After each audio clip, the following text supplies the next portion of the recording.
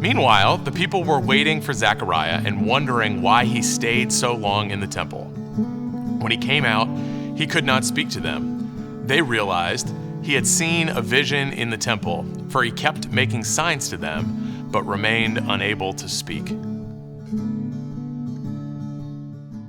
So we are big Star Wars fans in the Blocher household. Andrew went as Luke Skywalker for Halloween this year. His little sister Josie went as Rey.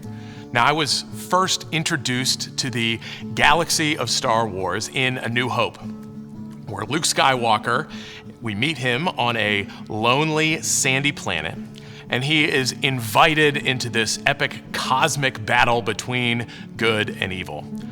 And now in the more recent sequels, a little closer to Andrew's generation, The Force Awakens, Episode 7, we meet a protagonist on a lonely, sandy planet where she is invited into an epic battle between good and evil.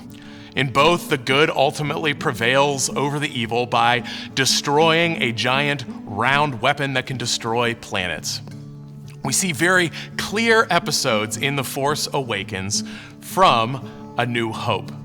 And this is what we see here in this passage. We see very clear echoes of how God has worked through people that have had trouble having children.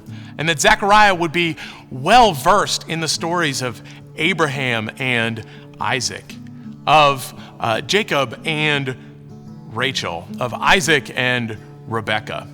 And yet, when he receives this word from God in the temple that David shared last Friday, he responds with, "How can I be sure of this?"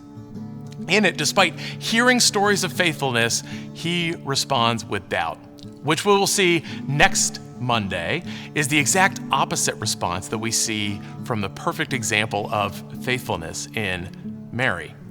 Now, Zechariah was familiar with these stories, but still doubted, had fallen short when the question was posed to him. Zechariah missed his chance to respond. Yet we see that the angel doesn't smite Zechariah. That's not the end of it for Zechariah. He still can see it, but rather he can't speak. He can't respond. People see that his response to faithfulness is muted. The way that he interacts with the world changes because of his lack of faithfulness. And earlier this year, we had a sermon series on the spiritual fruit, that the fruit of the Spirit are ways that people see God's work in us.